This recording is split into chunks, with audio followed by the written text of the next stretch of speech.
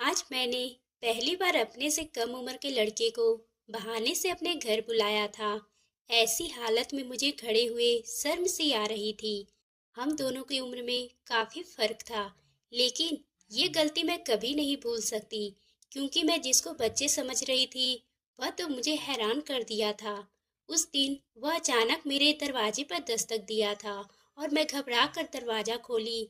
उसे देखकर मेरे तो होश ही उड़ गए, क्योंकि वह एक मेरे पति के गुजरे हुए 7 साल हो चुके थे। तब से अब तक मैंने किसी भी मर्द में दिलचस्पी महसूस नहीं हुआ था। मेरे पति के जाने के बाद मेरे ससुराल वाले ने मुझे संपत्ति से बेदखल कर दिया था और मुझे उस घर से भी निकाल दिया गया था। मैं अपने ससुराल से निकलकर अब किसी दूसरे शहर में आ गई थी और वहाँ एक छोटी सी कंपनी में जॉब करती थी।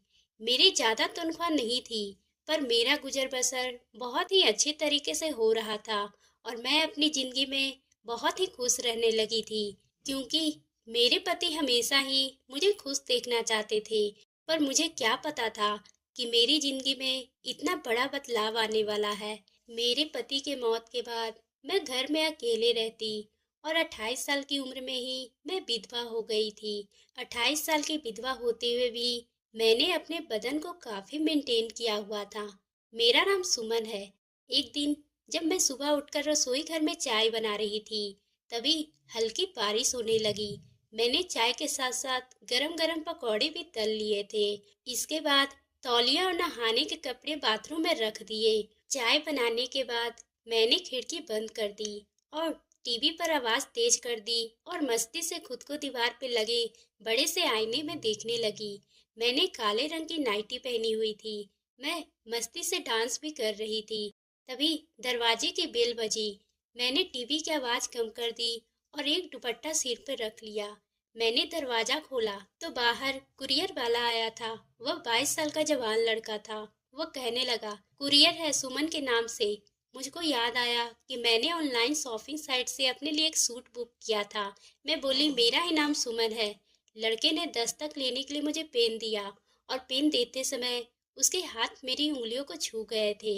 मैंने एक नज़र उसकी ओर देखा और दस्तखत कर दिए। मैंने अपने अलमारी से लाकर 1100 रुपये उस लड़के को भी दे दिया, तो उस लड़के ने 200 रुपये मुझे वापस कर दिया और बोला, 200 रुपये का डिस्काउंट चल रहा है। ये सुनकर मैंने सोचा, आज के ज़माने में इतने ईमानदार कौन होता है। सब लोग तो दो पैसे खुद बचाने में लगे रहते हैं, और इस लड़के ने तो अपनी ईमानदारी से खुद ही 200 रुपये वापस कर दिए थे। मैं उसकी ईमानदारी देखकर बहुत ही खुश हो गई और मैंने उस लड़के को ध्यान से देखा और कहा, आज के बेईमान जमाने में ईमानदारी से सच कहना और 200 रुपये वापस कर देना बहुत ही बड़ी बात है। वो लड़का मुस्कुरा कर कहने लगा, मैडम ये तो मेरा काम है और मैं अपने काम के साथ गद्दारी नहीं करना चाहता। मैं जिस कंपनी में काम करता हूँ वहाँ के लोग भी मेरे इसी काम को देखकर मुझ पे भरोसा करते हैं। थोड़ी ही देर बाद वो लड़का बोला, थोड़ा पानी मिलेगा। मैंने पूरा दरवाजा खोला और बोली, तुम तो काफी भीग गए हो, अंदर आ जाओ पहले।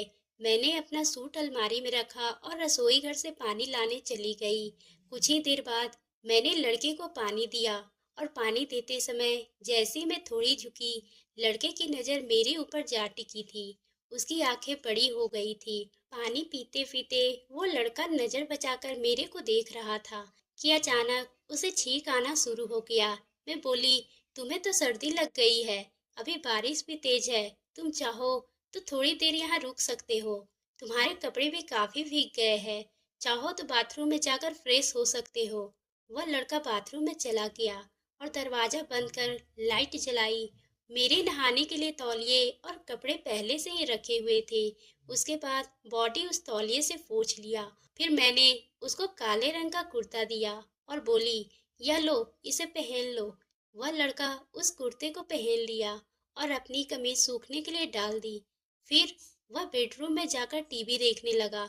मैं रसोई घर में चाय और पकौड़े ले आई और उससे पूछा, क्या नाम है तुम्हारा?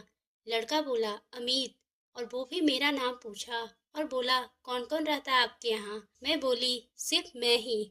फिर उसने पूछा, आपके पति? तो मैं उदास मन से बोली, उनकी मौत हो गई है। मैंने कहा। फिर उसने कहा, माफ करना, पर कैसे? ये सुनकर मैंने कहा, मेरे पति का एक कार एक्सीडेंट में गुजर गए हैं। ये बताते हुए मेरी आंखें नम हो गई थी और अमित भी मेरा दुख बांटने की कोशिश और अपने बारे में बताया कि उसने ग्रेजुएशन तक पढ़ाई की है और वह यह पिछले 1 साल से इस शहर में रह रहा था।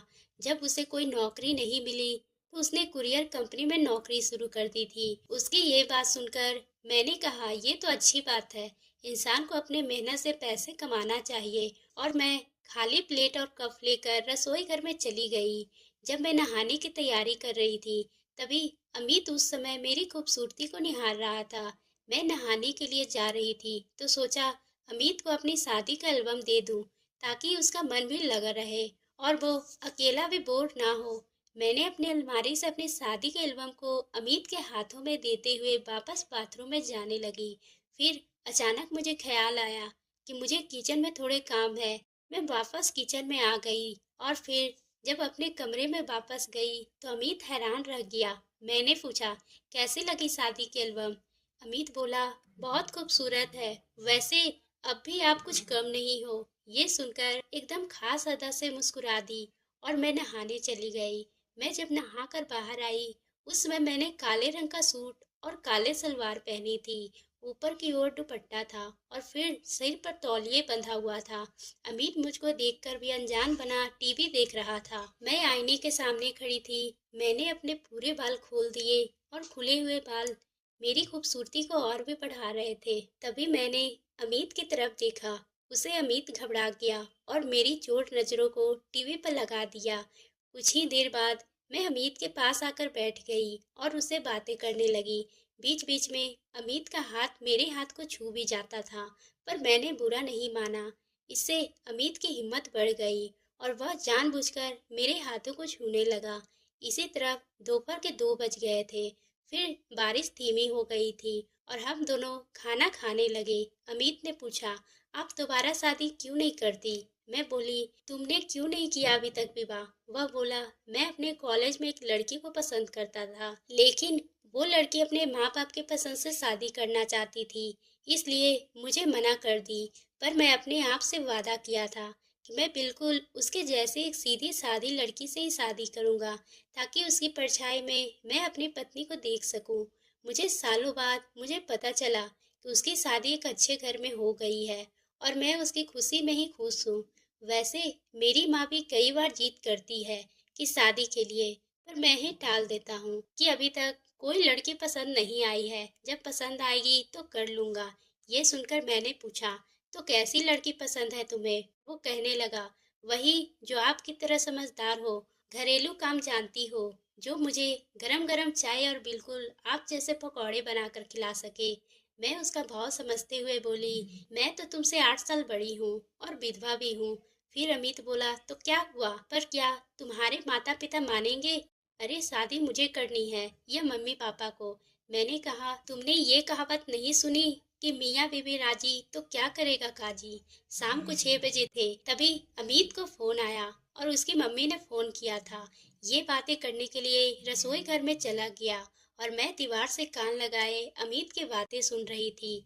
अमित के भाप लिया था कि मैं पास ही में हूँ। तभी अमित बोला, नहीं मम्मी, अब लड़की देखने की जरूरत नहीं है, मुझे एक लड़की पसंद है। ये सुनकर मैं शर्मा गई और नजरें बचाकर अमित को देखने लगी। मैं बोली, अगर तुम बुरा ना मानो तो आज यहीं रुक जाओ ना। अमित का भी मन कर रहा था मेरे साथ पूरी रात रुकने का। मैं बोली, मैं रसोई घर में सो जाती हूँ और तुम यहीं बेडरूम में सो जाओ। नहीं, मैं वहाँ सो जाऊंगा और तुम बेडरूम में ही सोना, क्योंकि ये घर तो तुम्हारा है पर शादी के बाद तो तुम्हारा भी हो जाएगा। मेरे मुंह से निकल गया। ये सुनकर अमित ने मुझे गले से लगा लिया और वापस अपने घर चला गया। मैं उसका फोन का इंतजार कर रही थी लेकिन वो मुझे कुछ दिनों तक फोन नहीं किया। मैं घबरा गई थी। मुझे अब लगने लगा था कि अमित एक धोखेबाज लड़का है और वह उन लड़कों जैसा है जो वादे करते हैं और उसे निभाते भी नहीं है। मुझे अब उन लड़कों से नफरत सी होने लगी थी। मैं सोच ली थी मैं अमित की शक्ल भी नहीं देखूंगी। कुछ सप्ताह के बाद एक दिन अचानक एक नंबर से फोन आया। मैंने फोन उठाकर पूछा तो उस फोन पे अमित की माँ थी। वह मुझे बोल रही थी, मेरा बेटा जब तुमसे मिलने के बाद अपने घर वापस लौटा था तो उसकी अचानक से तबीयत खराब हो चुकी थी, क्योंकि वह बारिश में भीगने की वजह से उसे तेज बुखार हो गई थी। लेकिन उसे बुखार में भी वह सुमन नाम पुकार रहा था। मैं उस समय तो अपने बेटे के बातों पर ज्यादा ध्यान नहीं दिया, पर वो अब ठीक हो चुका है। तो मैंने उसे सुमन नाम की लड़की के बारे में पूछा, तो उसने बता दिया है। इसलिए मेरे बेटे की पसंद से मैं मिलना चाहती हूँ, और अगर तुम बुरा ना मानो तो क्या मैं तुम्हारे घर कल आ सकती हूँ? ये सुनते ही मेरे तो होश उड़ गए। मेरी खुशी के ठिकाने नहीं रहे। मैं जल्दी से हाँ कर दी और अपने सास का आने का इंतजार में अच्छे तरीके से तैयारी शुरू कर दी थी।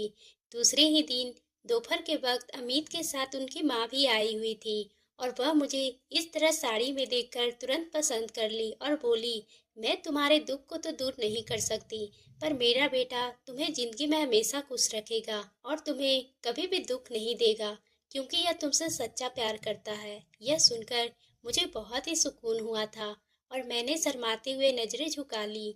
तभी अमित की माँ ने मुझे शगुन के तौर पे अपने कंगन देते हुए कहा, अब तुम अकेले नहीं हो, तुम मेरे घर की होने वाली बहू हो, इसलिए खुद को इस तरह दुखी मत रखो और हमेशा खुश रहने की कोशिश करो। जब मेरे घर वापस आओगी तो तुम्हें वहाँ माँ बाप दोनों का प्यार मिलेगा, और एक अच्छे हमसफर की भी।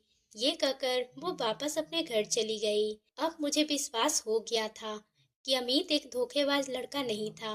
वह अपनी परेशानियों की वजह से मुझसे बातें नहीं कर पा रहा था। एक पल के लिए तो मैं डर गई थी कि आजकल के दौर में शरीफ लड़के मिलते कहाँ हैं, और अमित तो आजकल के युवा था। भला वह मुझ जैसे विधवा से शादी क्यों करता। आज अमित के प्यार की जीत हुई थी और मेरी गलतफहमियों को दूर किया गया था। वो बिना सोचे मैंने अपने मन में डाला था।